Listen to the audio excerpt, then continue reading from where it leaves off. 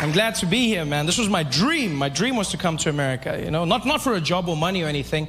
I've got a great life back home. I always came here because I wanted one thing, and that is I always wanted to be black. I grew up in South Africa during a time known as Apartheid. And for those who don't know, Apartheid was a law in the country that made it illegal for black and white people to mix, which was awkward for me because I grew up in a mixed family. Well, with me being the mixed one in the family. My mother's a black woman, South African, and my father's Swiss, from Switzerland. So he was a white man. And, well, he still is. It's not like he changed. I say that like through hard work and determination, he became black. No, that did not happen. And sir, you're fine. I see the white guy going, is that part? No, it's not possible. You are fine, sir. He's still very white, very white. And so they got together, my parents, black mom, white dad, which was against the law, but they didn't care. They were mavericks, you know? Yeah, my mom was like, woo, I don't care. I want a white man, woo. And my dad was also, well, you know how the Swiss love chocolate, you know? So he was just, he was in there. And so they got together, and they had me, which was illegal. So I was born a crime. Which is something they never thought through, because as a family, we didn't live together normally. Like in the streets, my father had to walk on the other side of the road, and he could just wave at me from far, like a creepy pedophile. So my mom could walk with me, but if the police showed up, she'd have to let go and act like I wasn't hers every time. Be like, woo! Like, it's not mine, it's not mine. Felt like a bag of weed. And one fateful day, you know, because I was never given a race, I was never called black, never called white, I had the privilege of meeting an American, and he said to me, well, you know, Trevor, it's funny you say that, because if you come out to America, they'll label you as black. I said, really? He said, hell yeah. Everybody's black out there. Well, I was like, well, I want to be black. Yeah. I bought myself a plane ticket because I found out it's true. Mixed race people are categorized as black in America. Yeah, the only catch is you have to be successful first. Before that, they call you mixed, achieve success, and you get upgraded to black. All the famous mixed people have done it. Singers like Alicia Keys and Mariah Carey, mixed, but they say black, right? Tiger Woods, mixed, but they say black golfer. The most famous mixed person on the planet, Barack Obama, mixed, half and half, but you say your first black president. When he was running, he was the mixed candidate. Now it seems obvious. People are like, yeah, he won. Back then, nobody believed he would win. I remember comedians dissing him. They'd come up and be like, how many of y'all seen that mixed race fool running for president? Y'all seen that crazy-ass mixed fool? How some mixed fool gonna come in? Even a black man can't win. This mixed fool thing gonna win. He gonna win. Ain't no mixed fool. I ain't seen no mixed fool coming out here winning in the United States. That mixed fool, that mixed fool. And then he won, and all of a sudden they were like, my. So I see. And I wanted black. So I bought myself a plane ticket. Yeah, 18 hours of flying, that's what I had to sit through. 18 hours of non-stop flying. I didn't sleep a wink. I sat on that plane and I watched every single black American movie and TV show I could find just so I could practice being black. I was not gonna mess up that black opportunity. I just sat there like a madman in my chair, just like watching movies, practicing. Yeah, yeah, you know what I mean, you know what I mean? Yeah, yeah. Oh, you laugh, but I landed in Miami and I was fluent in my black American. For shizzle my nizzle, I was just, yeah. I was so black, I was even laughing black. I was like, ha, ha, ha. Yeah, my man. I was super black. Till some guy came up to me and was like, oh yeah, papi.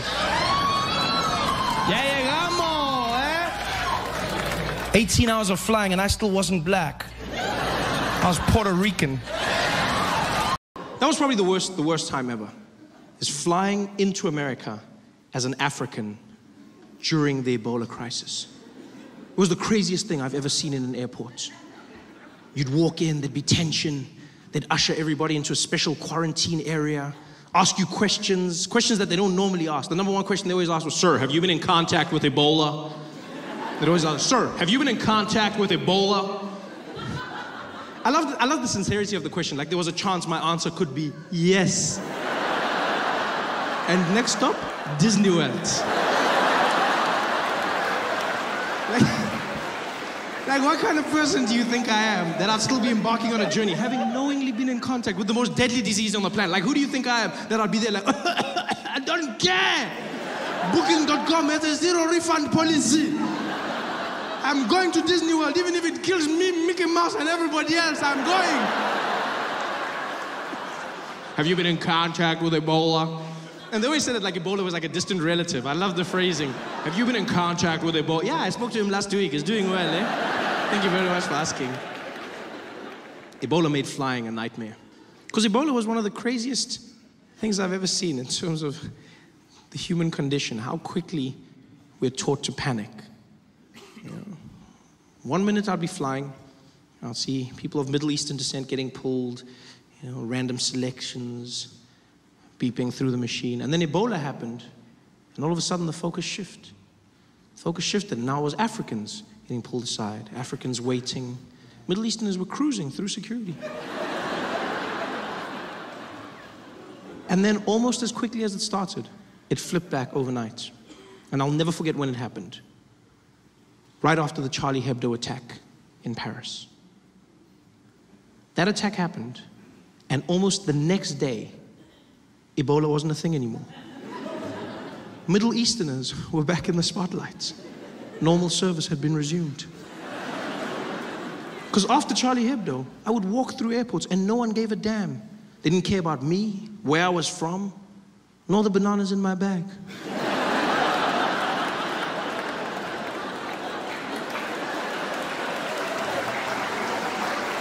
I just cruised through security. Charlie Hebdo. Terrorist attack in France. Everyone led with it. CNN, breaking news, terrorists have attacked Charlie Hebdo headquarters. BBC, and in breaking news, unconfirmed reports saying 12 people have been killed by terrorists who have attacked. Everyone said they were terrorists. It was weird to me because we didn't know that they were terrorists. We just knew that they were Middle Eastern. But immediately we went to terrorists. Because if you're Middle Eastern, that's a terrorist. That's the world we live in now. Yeah, if you're Middle Eastern, terrorism is your trademark. It's so crazy how easy it is to get people to hate a group of people, because that's what happened.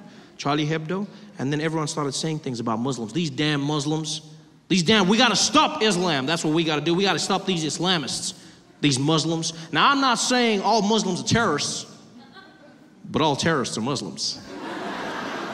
It sounds really smart, doesn't it? It sounds really smart. Yeah, but it's not. It's stupid and it's hate speech. That's what it is. It really is.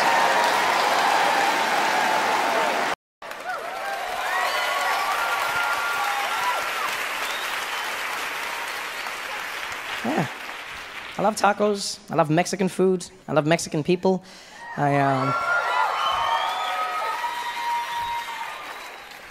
don't even know what it is. I think it's just people, we have a connection, you know? I don't know, South Africans and Mexicans or something. People from shithole countries, we have this thing. I still can't believe the things Donald Trump says. He's such a... For me, Donald Trump is an emotional paradox, I'm not gonna lie. You know, logically, I can process him. Emotionally, I struggle.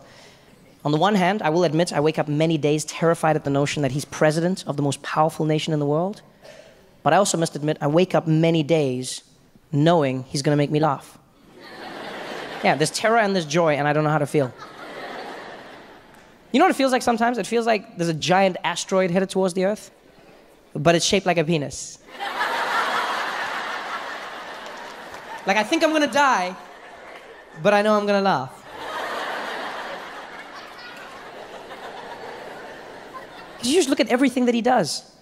The world we now live in because of him. Like, you realize we're living through history. You know, this will never happen in our lifetimes again. We're living through a time when we're all learning about the presidency at the same time as the president. That's never happened. How wild is that concept? You wake up every day reading the news, and you're like, wow, I didn't know that. And somewhere at that exact same moment, he's reading the same news going, wow, me too. And nobody knows where it's going to lead. Nobody knows what he's going to do. All we know is that he wants his wall. He wants his wall. Donald Trump wants his wall. He needs $25 billion the last time he asked. He needs it from American taxpayers because Mexico is smart. That fell apart real quick. I remember how confident he was at the rallies, people cheering for him. He was like, folks, we're gonna build.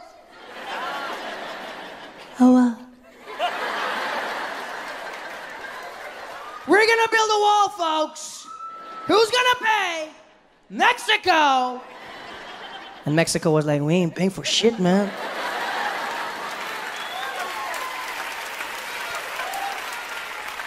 We might build it, but we're not gonna pay for it, man.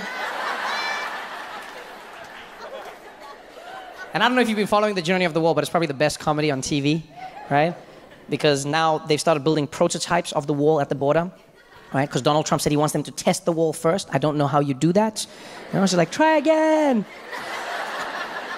And because this is the prototypes, Donald Trump now has specifications for the wall. He now says he wants the wall to be made out of concrete, but he also needs the wall to be see-through, right? And the reason the president wants the wall to be see-through is because he said he's afraid that drug dealers from Mexico are going to shoot bags of drugs over the wall and it's going to hit Americans on the head as they walk by. So he needs the wall to be see-through so that Americans can see the drugs coming and catch it. Now, I'm not going to lie. I don't know what a see-through wall is. But at this point, I'm just worried that a contractor is going to come along and trick the president. He's going to take him to the border and be like, there it is, Mr. Trump. Your invisible wall.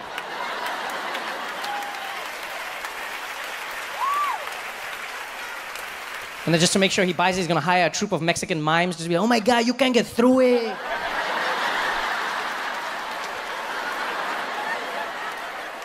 It works. Like the mind of Donald Trump. Oh, the other idea he had for the wall was he said America should build the wall out of solar panels. That's what he said. He said America should build the wall out of solar panels because that way the wall would generate electricity and pay for itself. Yeah. Now, I'm not gonna lie, that's a good idea, right? It's a good idea. Unless you know anything about solar panels or the sun or walls. Because the problem with that idea is that the sun is up, yeah? We all agree on that? We're still on the same page there, yeah? The sun is up, right? A solar panel wall is not gonna work because a wall is like this. So technically it's facing down. So unless you have like a really swaggy sun that's like, yeah, I shine real low, B, it's not gonna work for you. The only way it works is if you take your border solar panel and lean it at an angle to get the sun's rays. But if you do that, now you've just created a giant ramp for Mexicans to shoot into America. It's like, órale!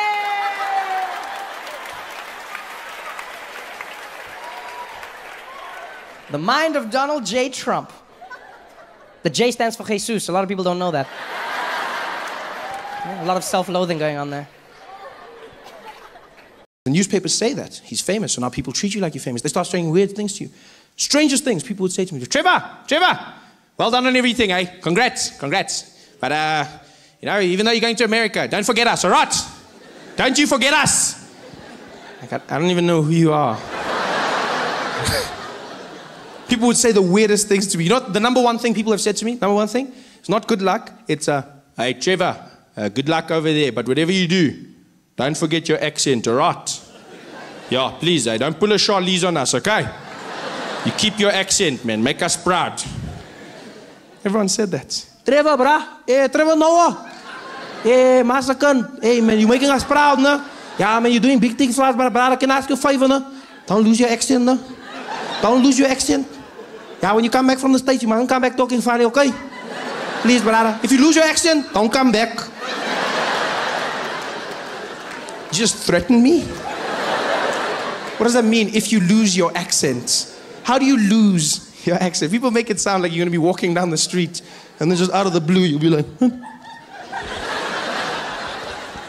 My accent! I lost my accent! What the hell is my... Oh. Well, hello? No, that's not my accent! That's my accent! How are you going to lose your accent? I was stressed now. Because I don't want South Africans to think I'm not South African. I don't want them to think I've forgotten something. This is my home. Now I'm stressed coming home. I'm in the plane flying back to Johannesburg, and the whole time I'm just thinking, don't lose your accent, Trevor. Don't lose your accent. Don't lose your accent. Don't accent. Is that how I say accent? Accent.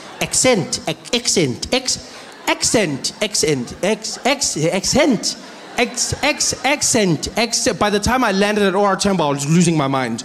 I like walked in arrivals, the woman was there at customs. Welcome back to South Africa, sir. I was like, yes, I'm back. Same old Trevor. Nothing changed. Going crazy. Because I love accents. I really do. I love accents. I like learning languages, and so obviously accents are a byproduct of that. I've learned over time that even if you can't learn a language, an accent is a great way to communicate with somebody in your own language whilst trying to bridge the gap. You know, you learn somebody's accent, you communicate more effectively. The thing is, though, you have to learn the accent in the right way. If you're going to speak to someone in their accent and you do it in the wrong way, you might come across as racist. You've got to be very careful about this. White people in South Africa often fall into this trap. Yeah. It happens at petrol stations quite a bit. See people driving in with their friends, talking normally, sitting in the car. You know, so I mean, if we get all the numbers together, marketing should be behind this. It should be a breezer. You know, HR's stepped up, and it's going to be a great year. And look, we try and make sure that sorry, hold on. Hello, Baba. Hey, sharp man. Please put Lapo full tanky, eh? 95, unleaded, yeah. Also check our tires, eh? Pressure, pumpy, not too much, eh? 2.2, okay? Yeah, good jobby, yeah, sharp, donkey boss. Don't do that.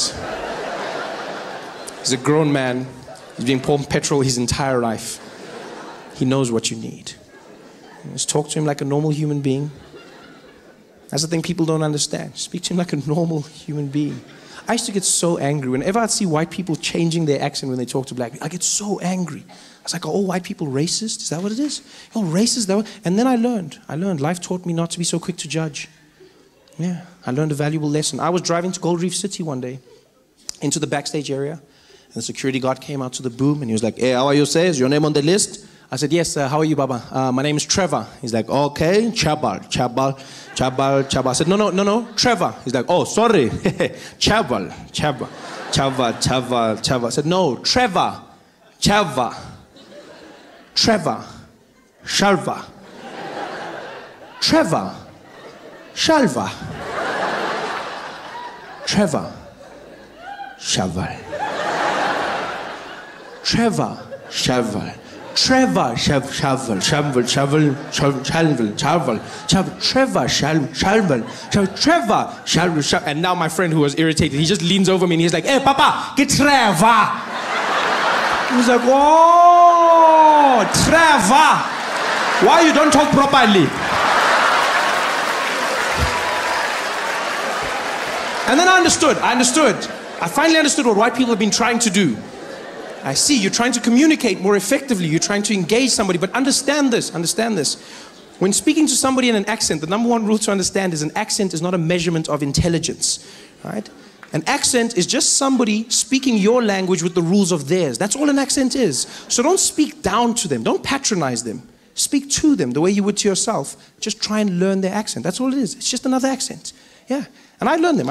I spend all my time learning accents. I try. I love it. I learn in restaurants. That's a safe place to start. You know, you learn, you read off the menu, you try and pronounce the words correctly. I was inspired by French restaurants, funny enough. Yeah, whenever I'd go to a French restaurant, I was always fascinated by the fact that people would order food in a French accent. I never understood why. Because they don't do it in any other restaurants. Only in French restaurants do people walk in and then change their accent when they order. They come in talking normally. Yeah, you know, it's a wonderful thing. You're really going to enjoy it. It's so beautiful. Yeah, stunning. You have to have... Oh, the dessert. Oh, good evening. How are you, sir? Yes, I will have a bottle of water for the table, please. And let's start off with... could we get the Sauvignon Blanc, please? Yes, and you know what? We definitely, for mains, going to have the filet mignon. And for dessert, we're going to go with the crème brûlée. Thank you very much. Thank you. Oh, you're going to love it. Like, why are you doing that? I never understood. I was like, why? Because it's not like the French are going to return the favor. There's no French people sitting in our restaurants in South Africa looking at the menu like, so for the table, we can order some starter portion with share something? No? Okay. Could we please have one serving of the boerewors?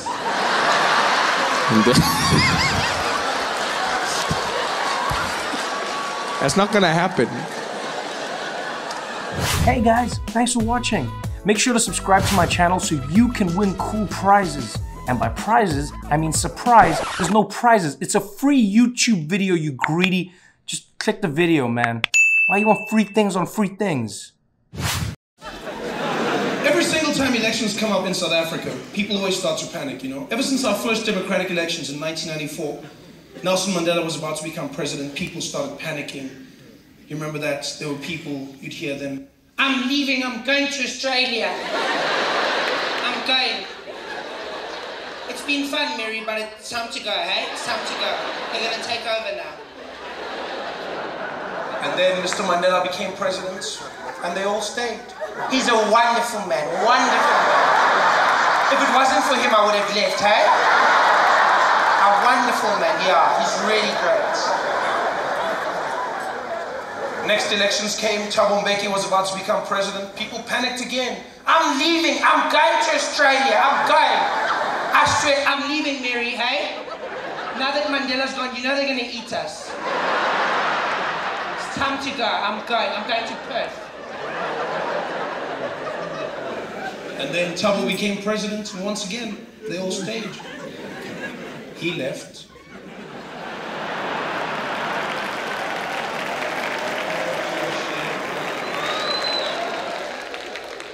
Then it was Kgalema Motlante's term. Yeah, in and out. That was so cool. People panicked then, didn't they? I didn't even fight! I didn't even fight! I can't believe it. 1 minute I go to bed and Thabo Mbeki's president, and the next thing I wake up and we've got Motlanthe. I can't believe it. I'm going to Australia, I'm going.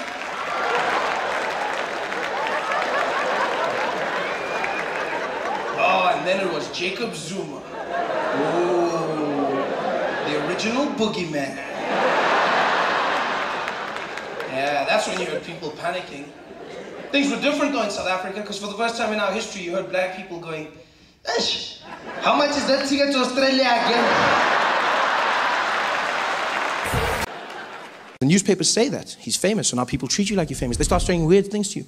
Strangest things people would say to me. "Trevor, well done on everything, eh? Congrats. But, you know, even though you're going to America, don't forget us, all right? Don't you forget us." Like, I don't even know who you are. People would say the weirdest things to me. You know, the number one thing people have said to me, number one thing, it's not good luck, it's, "Hey, Trevor, good luck over there, but whatever you do, don't forget your accent, all right? Yeah, please, don't pull a Charlize on us, okay? You keep your accent, man, make us proud." Everyone said that. "Trevor, brah. Hey, Trevor Noah. Hey, Masakan. Hey, man, you're making us proud, no? Yeah, man, you're doing big things for us, but brother, I can ask you a favor, no? Don't lose your accent, no? Don't lose your accent. Yeah, when you come back from the States, you mustn't come back talking funny, okay? Please, brother. If you lose your accent, don't come back." You just threaten me? What does that mean, if you lose your accent? How do you lose your accent? People make it sound like you're going to be walking down the street and then just out of the blue you'll be like, "My accent! I lost my accent! What the hell is my accent? Well, hello? No, that's not my accent! That's my accent!" How are you going to lose your accent? I was stressed now. Because I don't want South Africans to think I'm not South African. I don't want them to think I've forgotten something. This is my home. Now I'm stressed coming home. I'm in the plane flying back to Johannesburg, and the whole time I'm just thinking, don't lose your accent, Trevor. Don't lose your accent. Don't lose your accent. Don't accent. Is that how I say accent? Accent.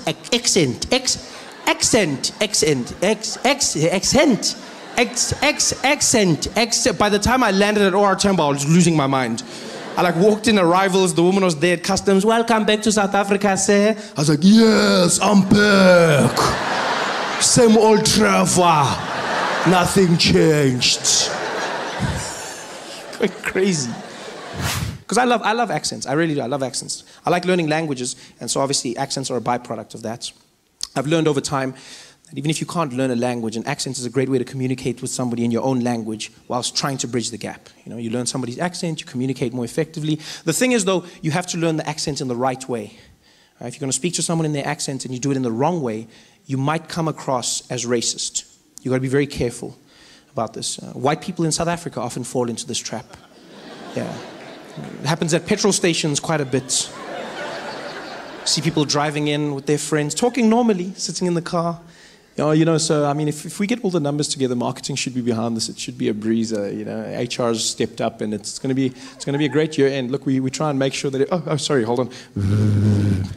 Hello, Baba. Hey, sharp man. Please put Lapo full tanky, eh?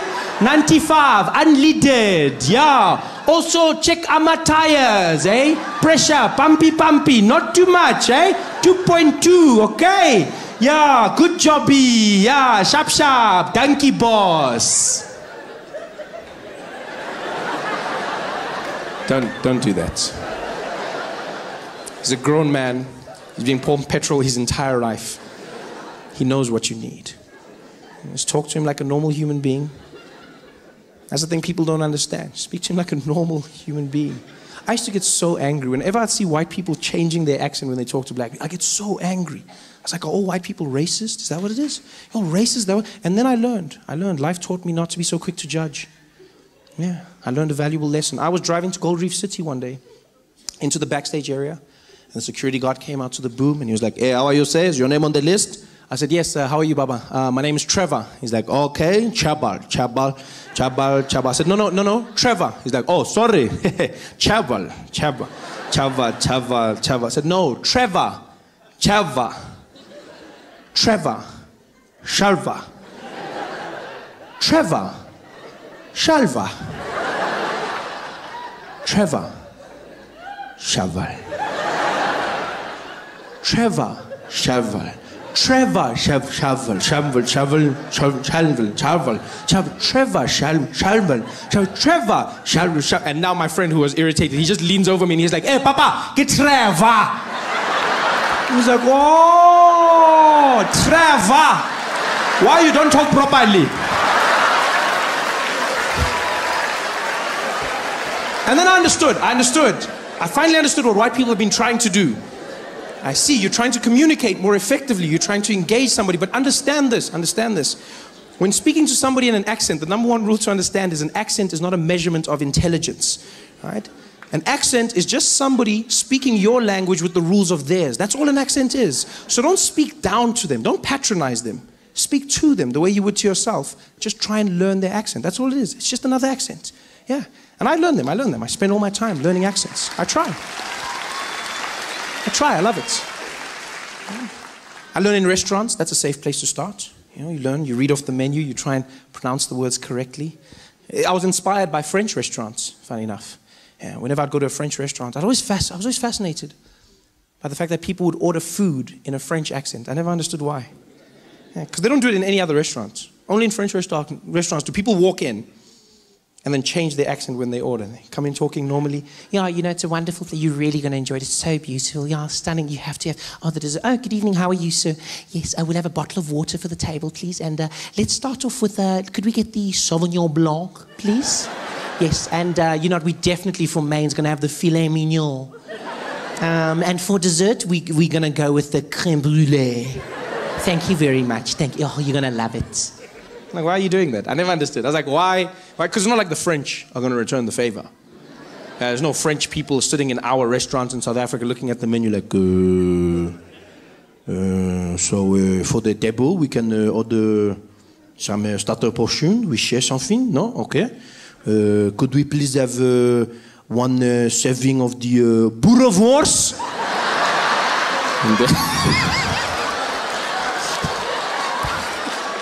That's not going to happen.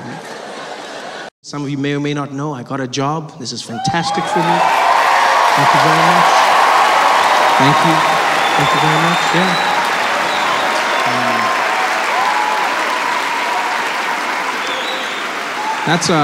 That's how my grandmother put it, funny enough. I phoned my grandmother to tell her that I'd be working on The Daily Show, and she was really excited. She was like, "Ooh, Trevor, I'm so happy for you. Well done, you got a job." I said, no, Granny, I already had a job. And she's like, "No, you didn't. Did you have an office?" I said, "No." She's like, "Then it wasn't a job." That's all she cares about. My mom was a bit better.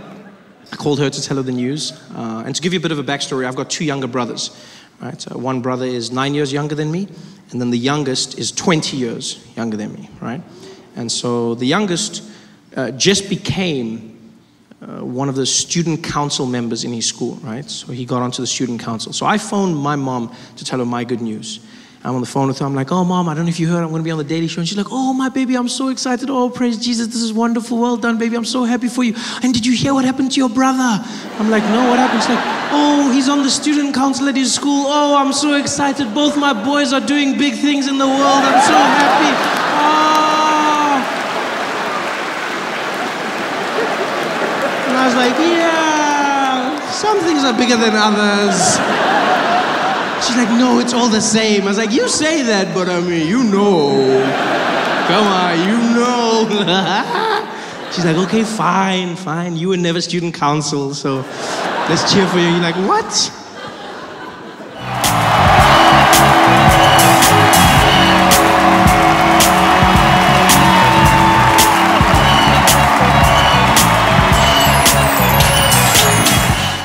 I would have never learned about charming racism had I not come to this beautiful country. Yeah. Probably something that changed my life forever. Charming racism. Classic American charming racism. I never knew there was such a thing growing up. And I thought I knew all about racism. I always, coming from the home of some of the best racism in the world, no, and I don't mean to brag, but South Africa is by far, like we've got top quality racism out there. Like, it's handcrafted. You don't get racism like that anymore. Like, I've seen racism all over the world. To be honest, the standards have dropped. It's not what it used to be. Like, I'm talking about quality racism. Now it's cheap and mass-produced, probably made in China now. I'm talking about real racism. I discovered charming racism in a place called Lexington, Kentucky. I don't know if you've ever been, but you really need to go. It's a beautiful place. Old school, charming racism with a smile and the tip of a hat. Everyone in Lexington had this vibe, the smile, the charm, the drawl. Oh, the southern drawl, I love it so much. They would speak out there. The grammar's horrible, but it's still beautiful. No, because the sentences don't really make sense. They'd be like, y'all ain't never done gonna see none of them out. And it's like, that's not English. Your autocorrect is broken. I don't know what that is, but it's beautiful. In fact, when they speak really fast, sometimes it sounds like someone's playing a banjo inside their mouths. That's what it sounds like to me. I asked two men for directions, and they started arguing. It was the most beautiful sound I've ever heard in my life.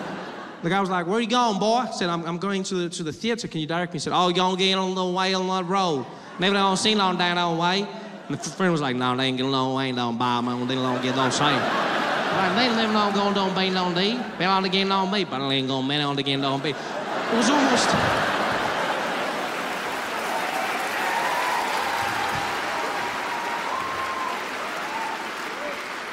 It sounded like someone started a Mumford & Sons concert in their mouth. Because 1 minute they were talking, and then they got into it, and the guy was like, "They don't get on why no say like be on the game on me, feel on down get on the game on better on why but get on the man on day, bound little on me, how little on me, get on the gun on day, got to no feel no why bet get on the warning, never gonna take now why get on both fine and then on the game on day, get on the gun that way."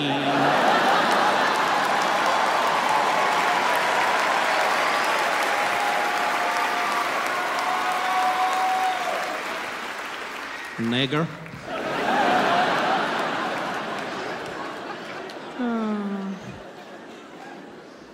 The reason I'll never forget Lexington, though, is because I met a woman out there. A gorgeous, gorgeous woman. I'll never forget her till the day I die. She walks into the lobby of the theater where I was standing with some friends, and she was absolutely stunning. A classic Southern belle. She had long, big blonde hair, giant boobs. And she strutted herself into the lobby, pushing people out the way. She made her way straight for me, came to me, pointed me in the face, and she was like, "Excuse me, baby. Excuse me, honey. May I chat to you for a moment, please?" I said, "Yes, of course. Hi, how are you? How are you, ma'am?" She said, "Honey, I just want to let you know that you were by far the funniest and handsomest nigger I done ever seen." And I was like, what? I was so shocked. Because isn't it most handsome, not handsomest? I never thought I'd say this, but Kim Jong-un up against Donald Trump is a strange situation because you don't know who the crazy person is. Kim Jong-un actually released a statement. The leader of North Korea, he released a statement saying, Donald Trump is a psychopath. I cannot work with him. Do you know how insane that is? For him to send a message about Donald Trump, where he's just like, guys, I'm wild, but I mean, I don't know this guy. And Donald is crazy. People ask me all the time, they go like, Trevor, come on, you're not being serious. I meet South Africans, they go like, Trevor, come on, man, Donald can't be that crazy, man, eh? Come on, you've got to give him a bit of credit, man, something. Guys, that guy's crazy. Then they'd be like, is he that stupid in real life? Then you're like, yeah. Then he's like, so is he stupid like Malima and them? Then I'm like, no, guys, Julius is smart, don't play those games. I know people get tricked by Julius Malema and Jacob. Those guys are smart. Especially Jacob Zuma. People get fooled by him, you know, because he's got that cute vibe. Always giggling. That guy is a master tactician. Look now, vote of no confidence. Survived again. People are shocked. How did he do it? How did he do it? If you watch Days of Our Lives, he's the Stefano De Miro of this game. Every day he wakes up looking in the mirror going, like sands through the hourglass, so are the days of our lives. And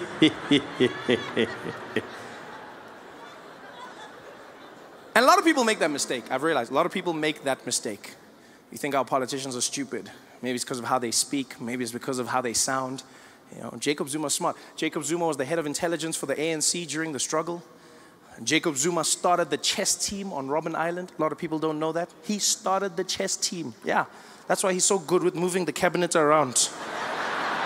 He's busy, yeah, Pravin like that because he's a horse. Check.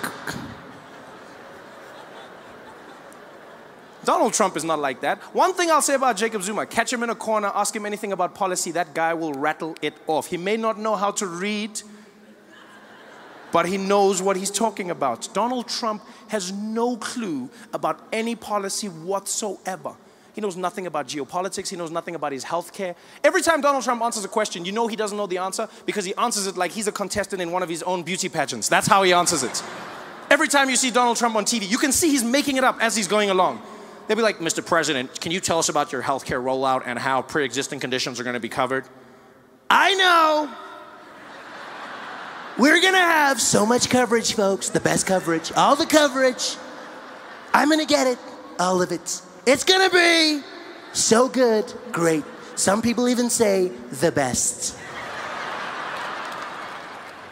But how is it going to work? It's going to work. It's just going to work, folks.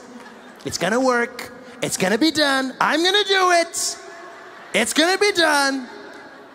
And the people in South Africa and Iraq and the countries and health and insurance, and we're going to do all the things healthy with the money and also thank you.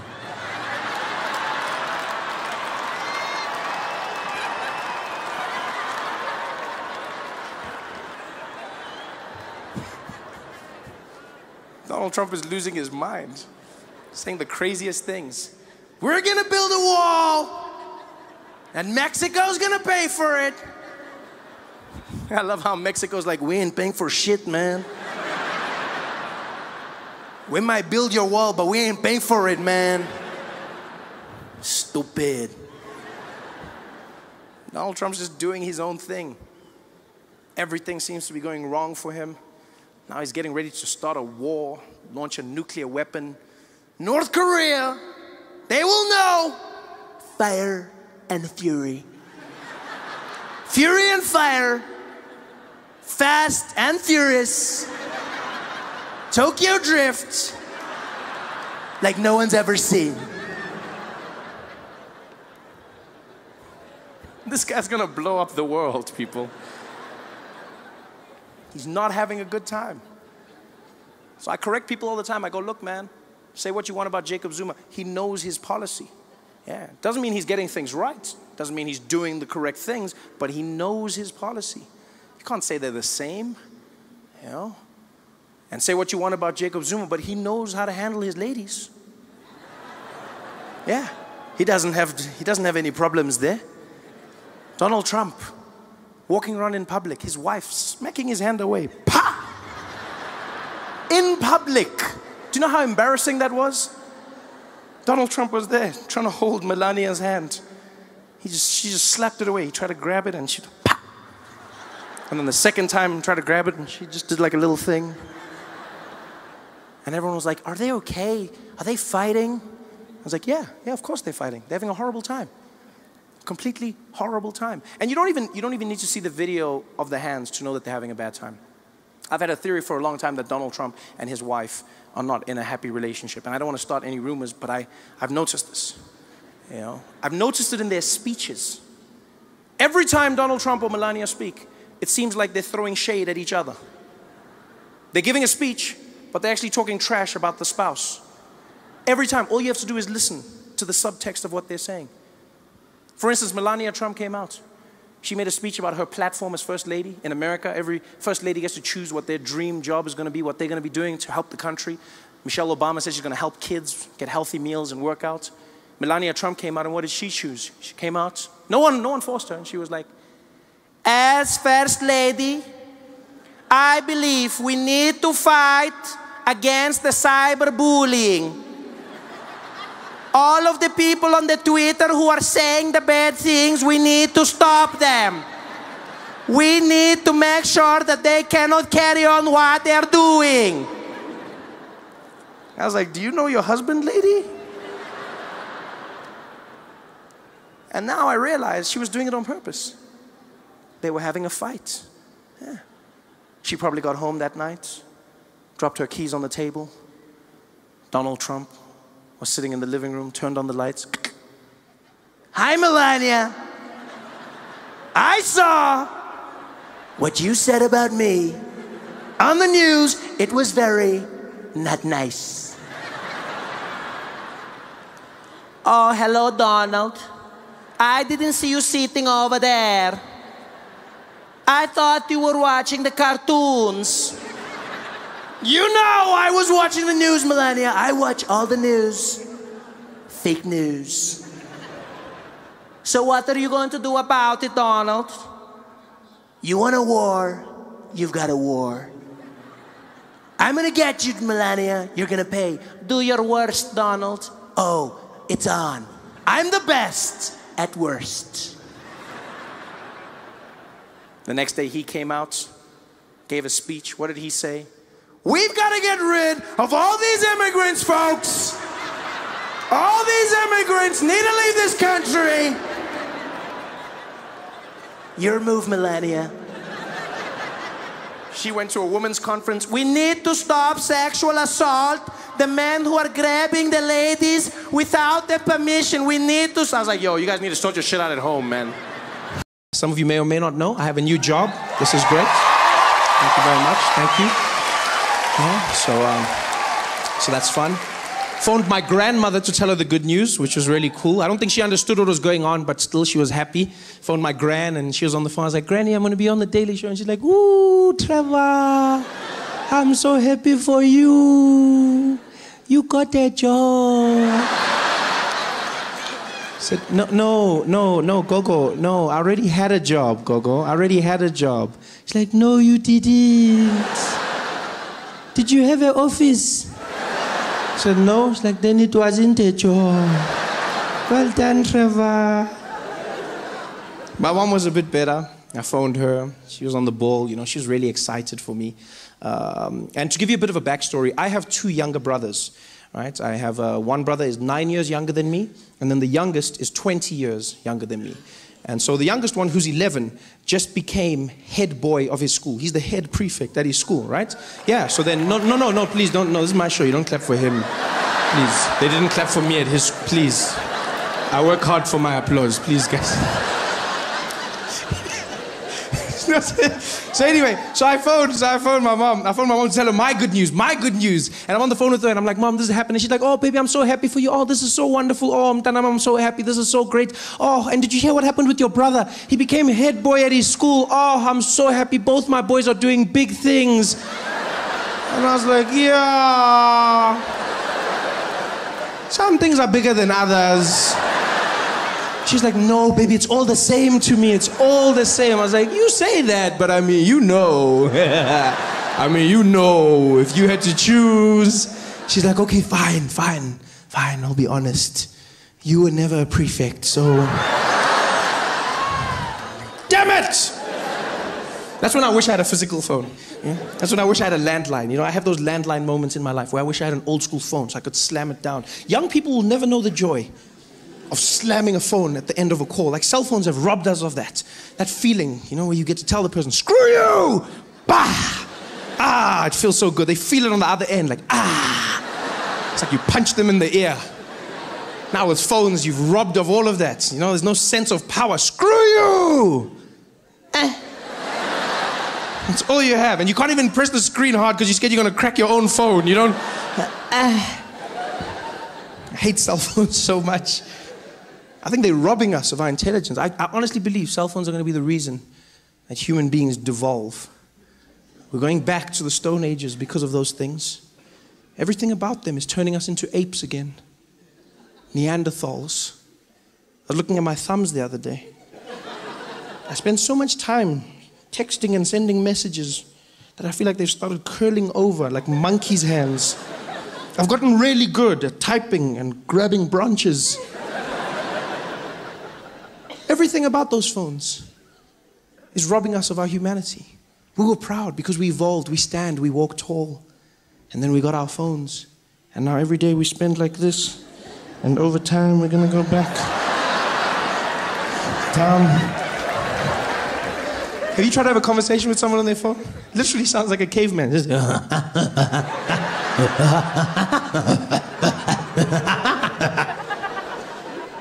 We've lost it. We don't know how to communicate anymore. Now we use those emojis for everything.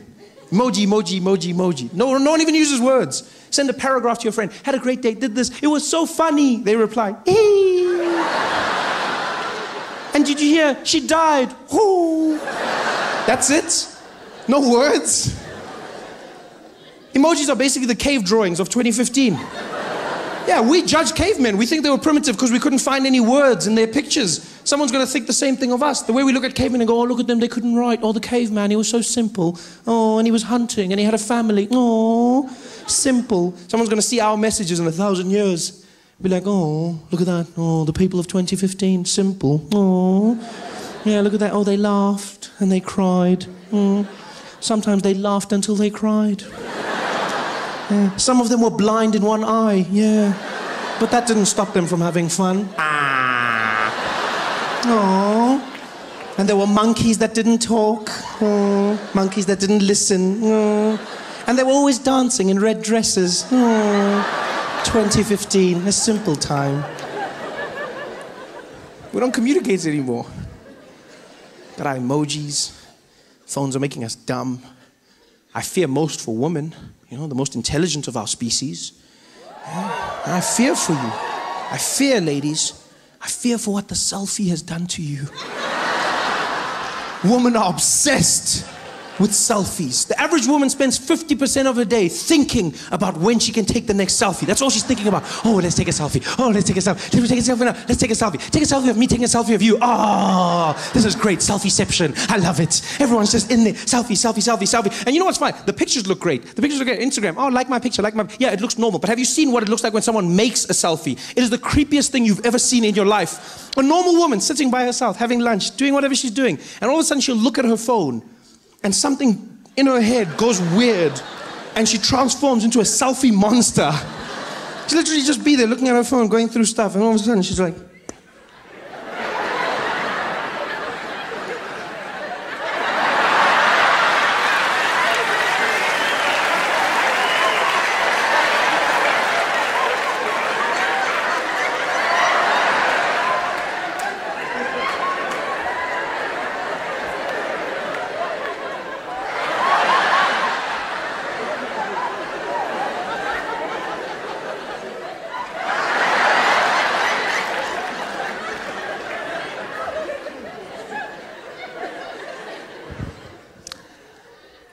Just randomly took a picture.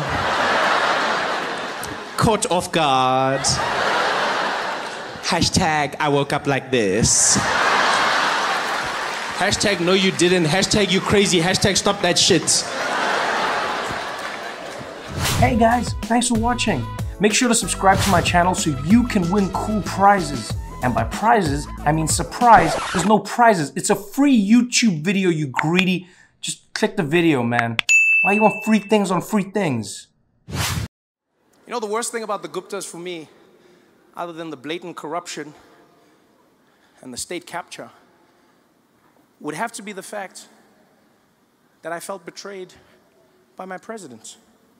I'll tell you why I felt betrayed, because I'm not naive enough to believe that there will ever be no corruption in a society, right? And as South Africans, you also have to acknowledge that corruption and government go hand in hand. I know that seems like a pessimistic view, but it's true all over the world. Don't be fooled by first world countries where they go like they don't have corruption. I don't care if it's Australia, I don't care if it's Canada, there's corruption. They've just found ways to legalize it, they've found ways to obscure it, but there's corruption. The difference is, though, we need to get good at functional corruption. Our corruption is extreme, guys. We get a tender for 10 bridges, we build nothing. No, guys, build 9, still 1. At least have some progress. Eh? Now there's no bridge. My man, what happened to the bridge? It was supposed to be there, just imagine. Just imagine it was there. What are you talking about? No, it's the thought that counts, don't worry. Stealing from yourselves when you're being that corrupt, man. We've got to work to be better. That's what broke my heart. Because I don't know how much of it is true or not. What I do know is, if Jacob Zuma was allowing the Guptas to control our country and choose our ministers, then it wasn't my president being corrupt to me, it was the Guptas telling him what to do. It's like Julius said, the Guptas were in his ear all along. They were inside his ear all along.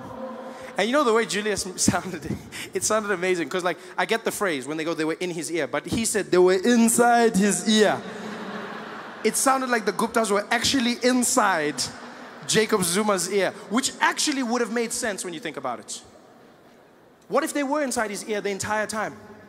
How do we know that every single time Jacob Zuma was speaking to us as a nation, he was actually telling us what the Guptas were saying to him? Like he had one of those earpieces that they have on those hidden camera shows. You know? Like he was there in Parliament, outside Parliament, there was a van with the Guptas sitting inside it. Hello, Jacob. Jacob. Jacob, I've activated your earpiece. You're going to repeat everything that I tell you, okay? Jacob, Jacob, can you hear me, Jacob? Can you hear me? Roger, Roger, Roger. No, no, it's Atul. This is Atul here, Jacob. I know who it is, guys. I've got it. I know who it is. Okay, let's just make sure levels are all correct, Jacob. 1, 2, 1, 2, 1, 2. Okay, what do you want to do? No, 1, 2 like 3. 1, 2 like 3. 1, 2 like 3. Oh, okay, okay. I've got you guys, so I must just repeat everything that you say. Yes, you're going to repeat everything, Jacob. Okay, it's going to be very complicated. I'm trying to listen to you while also speaking. We understand, Jacob, but you know, we've already made a plan, you and us. So repeat everything that I say, okay? Okay, I will repeat everything. And that's probably why things went wrong. Because I don't know if you've ever tried to listen to someone while talking to someone else. Your mind jams. Yeah, that's why Jacob Zuma could never deliver a speech. It's not that he couldn't read, he couldn't listen. He couldn't listen and speak at the same time. I used to watch him and be like, what's going on, Jacob? Kinkari, your YouTube is buffering. What's happening here? This is why data must fall. But it turns out he was just listening the entire time. There he was in Parliament. The praise singer said his name as he came. Get this thing, sir. Jacob. Now president was in South Africa. Jacob Zuma. Jacob Zuma came out to the podium. His earpiece was ready. Good evening, everybody. Good evening, everybody. Proud South Africans, and Indians especially, and Indians especially. We are doing well in this country. We are doing well in this country. And also, don't listen to the news. Don't listen to the newspaper. The newspapers, even though what they say is right sometimes. Also, there is no problem with the ANC. Also, there is no problems with the ANC. The membership is growing. Membership is growing. We currently have 939,360,000. 939,000. No, 39 million. 39 million. 60 and 62. No. 390 million. 390. No, I said 900 million. 62,000. No, Jacob, you're missing the point. 100 million. No, Jacob, come on, man. Listen properly. Listen properly. Listen properly. No, Jacob. Listen properly. 900 million. 900 million. Give me a pen there. Hey, Pelele. No, Jacob. 100 million. 39 million. 63,000. Oh. What are you doing? Jacob, no, man. That was just a tickle and a cough. Tickle as a church cough. Okay, this is going wrong, Jacob. Abort, Jacob. Abort. I bought.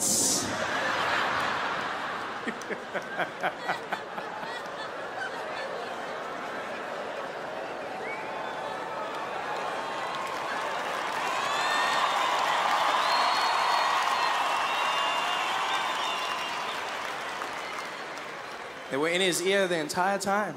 Hey guys, thanks for watching. Make sure to subscribe to my channel so you can win cool prizes. And by prizes, I mean surprise. There's no prizes. It's a free YouTube video, you greedy. Just click the video, man. Why you want free things on free things? That's why Indian people never play villains in movies. Have you noticed that? All the big movies, James Bond and Bourne Identity, you never have Indian villains. Ever. Just doesn't work out. Because Indian people don't have that vibe. They'll use other people, from the Asias and the Middle East and everything. They'll use Chinese and they'll use the Arabs and they love the Muslims now. But they'll never use Indian people. They just don't have the dangerous sound to them. It's got to be the classic scene in the movie, It's got to be the United Nations gathered around a table. Then on the big screen comes that terrorist announcement. The assistant runs in. Sir, it's a message from the terrorist Boris. And they switch on the screen. Pew, and then Boris comes on. Hello, United Nations. It is I, Boris. Boris Kablechnikov. I have placed bombs all over the world in major city. And if you don't pay me $1 billion, I will make world go kaboom. You've got 1 hour. That's Vidanya. And they'd be like, oh, what are we going to do? They'd be scrambling for the money. They'd be, what are we going to do? We'd never have an Indian guy doing that. Just wouldn't be the same. Assistant running into the room. Sir, it's the infamous terrorist, Rajesh. They'd switch on the big screen. Pew, and there he'd be.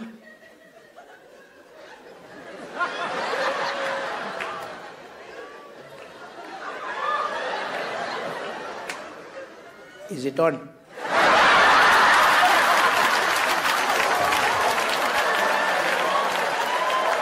Okay. Hello, UN. Hello, namaste.